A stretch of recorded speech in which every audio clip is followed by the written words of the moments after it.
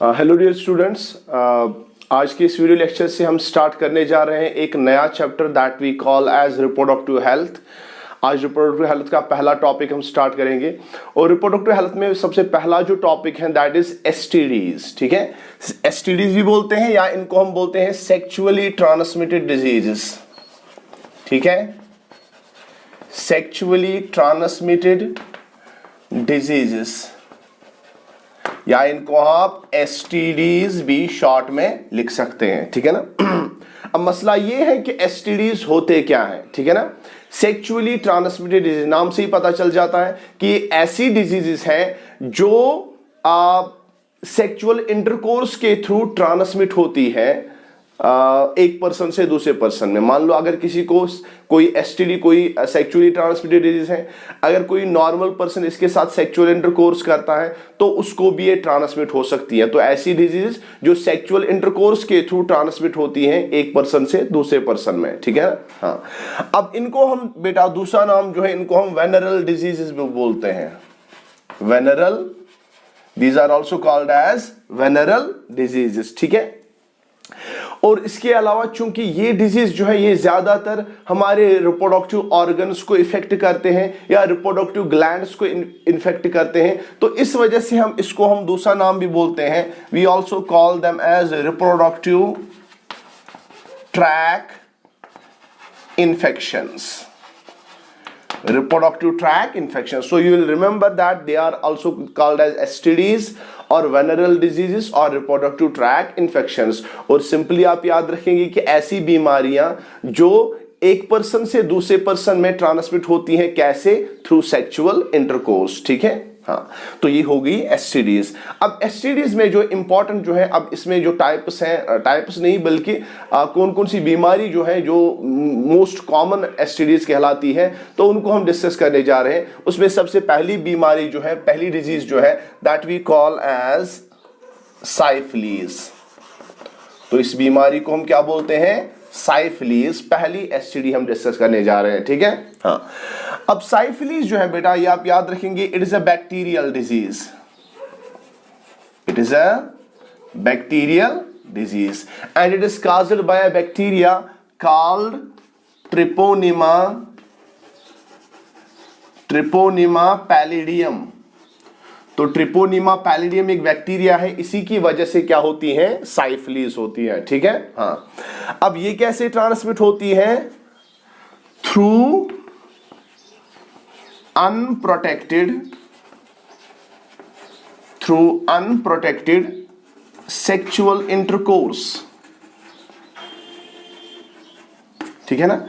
अगर sexual intercourse के दौरान एक मेल या एक फीमेल अगर वो प्रोटेक्शन नहीं लेते हैं, यानी कि वो इक्विपमेंट्स, वो चीजें इस्तेमाल नहीं करते हैं जिस चीज की वजह से ये एसटीडीज रोकी जा सकती हैं, अगर वो उनका इस्तेमाल, फॉर एग्जांपल कॉन्डोम्स एक ऐसा ये है, एक ऐसा चीज है जिससे हम एसटीडी को रोक सकते हैं, अगर ये इस्तेमाल नहीं करेंगे उसको हम कहेंगे अनप्रोटेक्टेड सेक्सुअल इंटरकोर्स। ठीक है ना, जिसमें ये चीजें इस्तेमाल ना हो। ठीक है।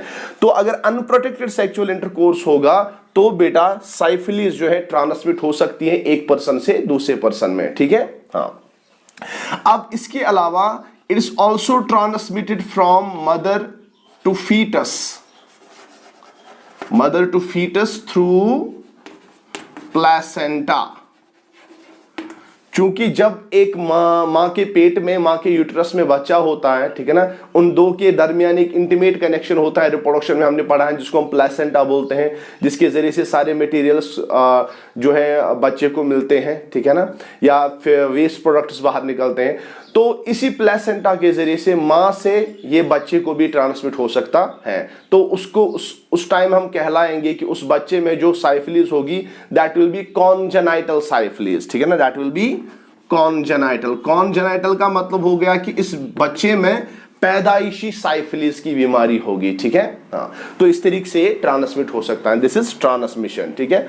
अब इसका इंक्यूबेशन पीरियड क्या है? इंक्यूबेशन पीरियड बेटा याद रखिएगा, इंक्यूबेशन पीरियड हम किसको बोलते हैं? इंक्यूबेशन पीरियड का मतलब हो गया it is the time it is the time जब इंफेक्शन हो जाए कहां तक, जब सिम्टम्स अराइज हो जाए, ठीक है ना। यानी कि किसी पर्सन में मान लो आज ये इन्फेक्शन होता है, आज ये इस बैक्टीरिया का इन्फेक्शन होता है, ठीक है ना, तो इस टाइम से लेकर अब कितने दिनों बाद इसमें सिम्टम्स अराइज होंगे, ठीक है ना, उस टाइम के बीच में जो ये टाइम आता है that's called as incubation period, ठीक है। अब इसमें जो इंक्यूबेशन पीरियड होता है साइफिलीज में that is 10 to 90 days, that is 10 to 90 days is the incubation period of the syphilis, ठीक है। हाँ, अब इसके बाद सबसे इंपॉर्टेंट चीज जो है that is clinical science, clinical science या जिनको हम सिम्टम्स भी बोलते हैं। तो ये चीज बेटा आप इंपॉर्टेंट है इसमें, ये आप इसमें ध्यान रखेंगे, ठीक है। क्लिनिकल साइंस और सिम्टम्स, निशानियां जिससे हमें पता चले कि इस पर्सन को साइफिलीज हुआ है, ठीक है। हाँ, तो अगर हमें क्लिनिकल साइंस या सिम्टम्स जानने हैं साइफिलीज के, तो हम इनको 3 फॉर्म्स में मैनिफेस्ट करते हैं, ठीक है ना। हाँ, एक को हम बोलते हैं primary lesion, primary lesion, secondary lesion and tertiary lesion. याद रखिएगा बेटा, अगर हमें समझना है कि कौन कौन से सिम्टम्स, कौन कौन से साइनस होती हैं साइफिलीज में, तो उनको हम 3 फॉर्म्स में डिस्कस करते हैं, primary lesion, secondary lesion and tertiary lesion. Lesion का मतलब हो गया नुकसान, ठीक है ना, लेशन का मतलब हो गया नुकसान, यानी कि इस पर्सन में प्राइमरी पहले क्या नुकसान होता है, ठीक है ना, उसके बाद क्या नुकसान होता है, उसके बाद क्या नुकसान होता है, ठीक है ना। हाँ, चलिए प्राइमरी लेशन में क्या होता है, पहले प्राइमरी लेशन देखते हैं। प्राइमरी लेशन में क्या होता है, सबसे पहली चीज इस पर्सन में होती है कि जो इसका एक्सटर्नल जेनिटालिया होता है, हमने पढ़ा हुआ है रिप्रोडक्टिव ऑर्गन्स में कि एक्सटर्नल जेनिटालिया किसको बोलते हैं, ठीक है ना। हाँ, तो इसका जो एक्सटर्नल जेनिटालिया होता है, तो एक्सटर्नल जेनिटालिया में छोटी सी स्वेलिंग अराइज होती है, क्या होती है, स्वेलिंग अराइज होती है, जिसको हम बोलते हैं कैंकरे, CANCHRE, कैंकरे बोलते हैं इनको, ठीक है ना। अब इन कैंकरे, कैंकरे क्या होती है, एक्सटर्नल जेनिटालिया में छोटी सी स्वेलिंग अराइज होती है, ठीक है ना। उसके कुछ टाइम बाद जब ये स्वेलिंग, जब ये कैंकरी अराइज होती है, कुछ टाइम के बाद ये कैंकरी बर्स्ट हो जाती है, ये फट जाती है, और बाद में ये कैंकरी कन्वर्ट हो जाती है इनटू अल्सर्स। ये किसमें कन्वर्ट हो जाता है, अल्सर्स में। और ये कब होता है, ये होता है प्राइमरी लेशन में, ठीक है ना। यानी कि पहले सिम्टम जो इसमें अराइज होते हैं कि एक्सटर्नल जेनिटालिया में एक स्वेलिंग अराइज हो गई जिसको बोलते हैं कैंकरे, उसके बाद कैंकरे बर्स्ट हो जाती है, कन्वर्ट हो जाती है इनटू अल्सर्स, ये हो गया प्राइमरी लेशन, ठीक है बेटा। चलिए अब आते हैं सेकेंडरी लेशन पे। सेकेंडरी लेशन, सेकेंडरी लेशन में क्या होता है, सेकेंडरी लेशन में इस पर्सन में क्या होता है, इसमें होते हैं स्किन रैशेस, यानी कि जो इसका स्किन होता है इसमें रैशेस होते हैं, ठीक है ना। बॉडी में हर जगह पे, किसी भी जगह पे ये स्किन रैशेस हो सकते हैं, हाथ में हो सकते हैं, आर्म्स में हो सकते हैं, पाँव में हो सकते हैं, बॉडी में हो सकते हैं, हर जगह पे हो सकते हैं स्किन रैशेस, ठीक है ना। इसके अलावा इसमें होते हैं स्वोलन जॉइंट्स, स्वोलन जॉइंट्स, यानी कि जो इसके जो जॉइंट्स होते हैं बॉडी में उनमें स्वेलिंग हो जाती है, that's what we call as swollen joints, ठीक है। हाँ, तो स्किन रैशेस होते हैं, स्वोलन जॉइंट्स होते हैं। इसके अलावा बेटा इसमें फीवर भी होता है, इसमें फीवर भी होता है, ठीक है ना। और इसके अलावा वेट लॉस होता है, वेट लॉस होता है इसमें, ठीक है। ये कब होता है, ये किसमें होता है, सेकेंडरी लेशन में, ठीक है। तो सेकेंडरी लेशन में आप याद रखेंगे स्किन रैशेस होते हैं, स्वोलन जॉइंट्स होते हैं, फीवर होता है, वेट लॉस होता है, और इसके अलावा फ्लू लाइक सिम्टम्स होते हैं, जैसे जुकाम वगैरह में सिम्टम्स होते हैं ना, तो कुछ ऐसे ऐसे सिम्टम्स होते हैं किसमें, सेकेंडरी लेशन में हम देखते हैं, ठीक है। हाँ, ये हो गया सेकेंडरी लेशन। इसके बाद क्या हम पढ़ेंगे, इसके बाद हम पढ़ेंगे बेटा टर्शियरी लेशन। टर्शियरी लेशन जो होता है बेटा याद रखिएगा, this is the final stage, this is the final stage. ये क्या होता है, ये फाइनल स्टेज होता है किसका, साइफिलीज बीमारी का, ठीक है। अब इसमें क्या होता है, ये इसमें 3 चीजें होती हैं, इसमें 3 चीजें होती हैं, ठीक है ना। हाँ, एक तो पहले इसमें होता है,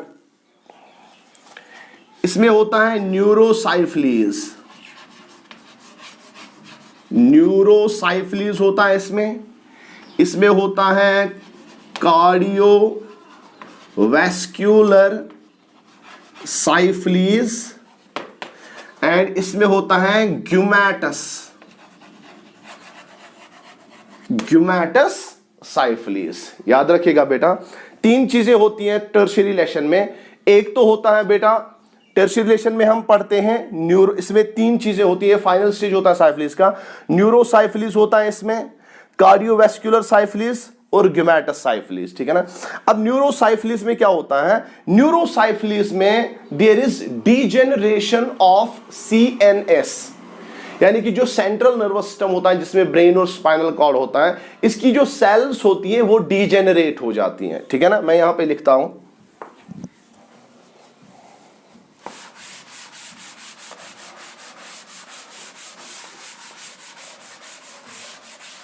यहां पे हम लिखते हैं बेटा,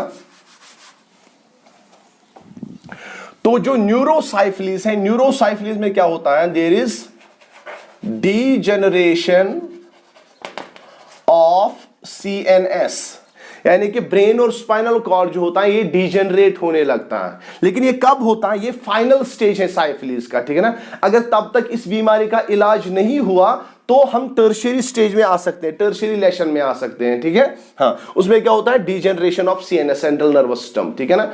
अब अगर सेंट्रल नर्वस सिस्टम डीजेनरेट होता है तो इसमें बेटा बहुत सारी प्रॉब्लम्स हो सकती हैं, ठीक है। इसमें क्या होता है, इसमें इस पर्सन में बोलने की ताकत खत्म हो सकती है।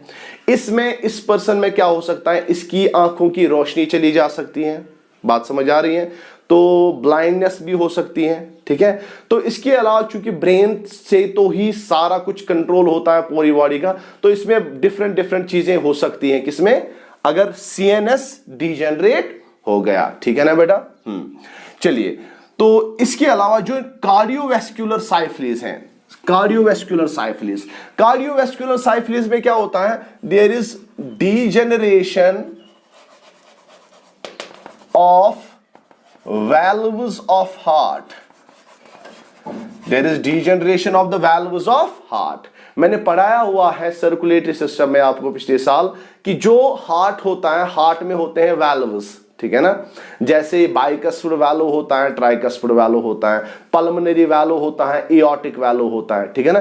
तो उन वैल्व्स की डीजेनरेशन होती है, बात समझ आ रही है। So there is degeneration of the valves of the heart in cardiovascular syphilis, ठीक है ना। हाँ, तो इसके बाद है ग्यूमैटस साइफिलिस। ग्यूमैटस साइफिलिस में क्या होता है, इसमें नॉन कैंसरस स्वेलिंग अराइज होती है, नॉन कैंसरस स्वेलिंग अराइज होती है, किस पे, स्किन पे भी अराइज हो सकती है, लिवर पे भी अराइज हो सकती है, लंग्स पे भी अराइज हो सकती हैं, ठीक है ना। और ये नॉन कैंसरस स्वेलिंग जो होती है, इसको बेटा हम बोलते हैं ग्यूमा, इसको हम बोलते हैं gumma. That's why this is called as gummatous syphilis, ठीक है। तो ग्यूमैटस साइफिलिस में क्या होता है, नॉन कैंसरस स्वेलिंग का मतलब हो गया जो कैंसरस नहीं होती है, ठीक है ना। ये कैंसरस स्वेलिंग नहीं होती है, नॉन कैंसरस स्वेलिंग होती है। कहां पे अराइज होती है, स्किन में, लिवर में, लंग्स में, ठीक है ना। एंड दिस इज, इस स्वेलिंग को हम बोलते हैं ग्यूमा, और इस साइफिलिस को जिसमें ये वाला चीज होता है, इसको हम बोलते हैं ग्यूमैटस साइफिलिस। बात समझ आ रही है। तो ये है क्लिनिकल साइंस और सिम्टम्स, ठीक है ना बेटा। अब चलिए, इसके बाद हमें देखना है कि इसको हम कैसे डायग्नोज कर सकते हैं, ठीक है ना।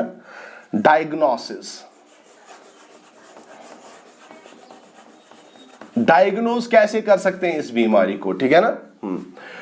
तो डायग्नोसिस के लिए हमारे पास 2 टेस्ट्स हैं। एक को हम बोलते हैं वैसरमैन्स टेस्ट, दूसरा है VDRL। What is VDRL? This is venereal disease research laboratory test, ठीक है। तो इन दो टेस्ट से हम इस बीमारी को जो है डायग्नोज कर सकते हैं। एक है हमारे पास वेसरमैन्स टेस्ट, दूसरा है हमारे पास VDRL, that is venereal disease research laboratory test, ठीक है ना। ये इससे हम डायग्नोज कर सकते हैं इस बीमारी को, ठीक है ना। अब ट्रीटमेंट कैसे कर सकते हैं? ट्रीटमेंट के लिए अगर अर्ली स्टेजेस में हमें इस बीमारी का पता चला तो हम पेनिसिलिन एंटीबायोटिक का इस्तेमाल करते हैं, ठीक है ना। हाँ, तो ट्रीटमेंट में हम क्या काम करते हैं? In treatment in the early stages, लेकिन अर्ली स्टेजेस में हम इस्तेमाल करते हैं पेनिसिलिन जो कि एंटीबायोटिक है। तो उस बीमारी से हम उस एंटीबायोटिक से हम इस बीमारी को कंट्रोल करते हैं। लेकिन अगर सॉरी, अगर ये बीमारी लास्ट स्टेज पर आ गई, लास्ट स्टेज तक पहुंच गई, तो उसके बाद जो है इसका ट्रीटमेंट करना बहुत ज्यादा इंपॉसिबल होता है, बहुत ज्यादा नामुमकिन होता है, और उस कंडीशन में इस पर्सन की डेथ ही हो जाती है, ठीक है ना। हाँ, तो अर्ली स्टेजेस में हम पेनिसिलिन का इस्तेमाल करते हैं, लेकिन लेटर स्टेज में there is no possibility that this penicillin can cure or treat the person, and finally it leads to the death if there is the final stage of this disease in any person, ठीक है। तो hope you have got the whole summary of this first sexually transmitted disease which we call as syphilis. In the next video lecture we will be talking about another sexually transmitted disease. Till then, thank you very much.